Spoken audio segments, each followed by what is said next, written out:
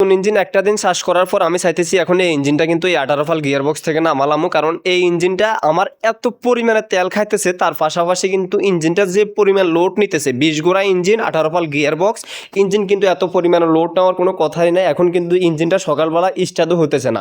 এখানে কিন্তু কালকে আমি কিন্তু একটা দিন গাড়িটা চালাই এখানে মাত্র একটা দিন 18 ফাল গিয়ার বক্সের মধ্যে এখানে কিন্তু আমি আনে দাঁড় করাইছি। এখন দাঁড় করায় সকালবেলা মাঠে জমি সাজ দিতে যাবো, এখন দেখতেছি গাড়িটার ইঞ্জিনটা স্টার্ট হতেছে না। ভাই মাথা রাতা ভাই একবার নষ্ট হয়ে গেছে। আমি কিন্তু আপনাদেরকে ভিডিও দিতে দিতে আমার কাছে নিজের কাছে এখন বিরক্ত লাগে যে আপনারা অনেকে বলছেন যে সুজন ভাই আপনার এখানে পলিথিনটা খুলে ফেলান তাহলে আপনার ইঞ্জিনটা সমস্যা হবে। এখানে কিন্তু আমি সাময়িক সময়ের জন্য, কারণ এখানে উপর থেকে যদি কোনো বৃষ্টি পড়ে তাহলে কিন্তু বৃষ্টিগুলো হয়তো এয়ার ক্লিন দিয়ে ভিতরে ঢুকে যেতে পারে, সেজন্য আমি সাময়িক সময়ের জন্য কিন্তু এখানে ছাপাটা মানে পলিথিনটা কিন্তু এখানে পেঁচাইছি। আর আমি আপনাদেরকে পুলিটা দেখাই, এখানে পুলিটা দেখেন আমি কিন্তু পুলি হতে এভরিথিং সব কিছু ওকে করছি। যে দেখেন এখানে কিন্তু আমি 8 পুলি ব্যবহার করছি। আর পিছনে যেটা দেখেন মানে পিছনের পুলি যেটা ওটা কিন্তু পুরাতন, এবং সামনের পুলি যেটা ওটা কিন্তু নতুন পুলি দিছি ভাই। এই যে দেখেন এটা কিন্তু পুরাতন একটা পুলি। আমার 18 ফল যে গিয়ার বক্সের সাথে যে পুলিটা ছিল আগে কিন্তু এই গিয়ার বক্সের মধ্যে একটা 12 গোড়া ইঞ্জিন ছিল, তো ওই ইঞ্জিনটা কিন্তু বাস্ট হয়ে যাওয়ার পর আমি কিন্তু এই 24 গোড়া এই 20 গোড়া ইঞ্জিনটা নিয়ে আসছি। তো 20 গোড়া ইঞ্জিনটা নিয়ে আসার পর একটা দিন জমি সাজ দিয়েছি, একটা দিন জমি সাজ দেওয়ার পর এখন আর নতুন ইঞ্জিন স্টার্ট হতেছে না, এবং ইঞ্জিনটা কি প্রচুর পরিমাণে তেল খাইতেছে, অয়েল কি প্রচুর পরিমাণে টানা টানতেছে এটা বলার বাইরে।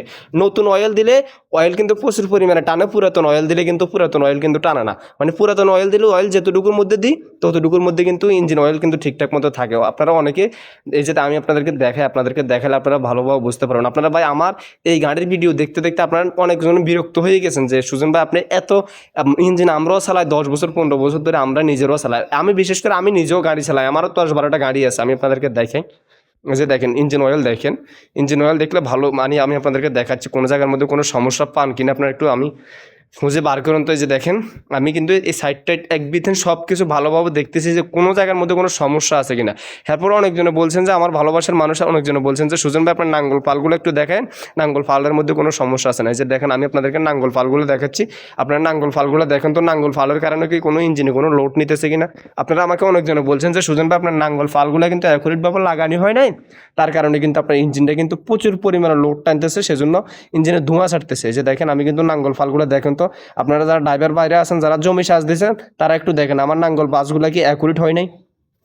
এই যে অলরেডি কিন্তু আমি কিন্তু নাঙ্গল ফালগুলো অ্যাকুরেট চাইছি, তারপর এখন ইঞ্জিনটা চাইতেছি নামালানোর জন্য। তো আপনারা যারা অভিজ্ঞ ড্রাইভার বাইরে আছেন তারা বলিয়েন এই ইঞ্জিনটা কি আসলে কি ঠিক করা সম্ভব হবে, নাকি আমি একটা নতুন ইঞ্জিন উঠাইতাম, কত করা ইঞ্জিন উঠাইতাম, নাকি এই ইঞ্জিনটা ঠিক করা সম্ভব হবে। আপনারা যদি কেউ যদি জানেন আমাকে একটু বলবেন যে কোন জায়গার মধ্যে সমস্যা হতে পারে। যে মানে আমি যদি এখানে যদি বেশি টাকার কাজ করানো লাগে তাহলে কিন্তু আমি এই ইঞ্জিনটা কিন্তু কাজ করাবো না, শুধুমাত্র আমি এটাকে নামায় প্রয়োজন আমি নতুন আরেকটা ইঞ্জিন কিনে তারপরে কিন্তু এই গাড়ির মধ্যে চালামো, বুঝতে পারছেন। এই যে দেখেন আমি কিন্তু এখন ইঞ্জিনটাকে সুন্দরভাবে এখানে একজন দক্ষ টেকনিশিয়ান আনবো, কিছুক্ষণ পরে একজন দক্ষ টেকনিশিয়ান আনি দেখাবো যে এটা কি কোন জায়গার মধ্যে সমস্যা হতে পারে।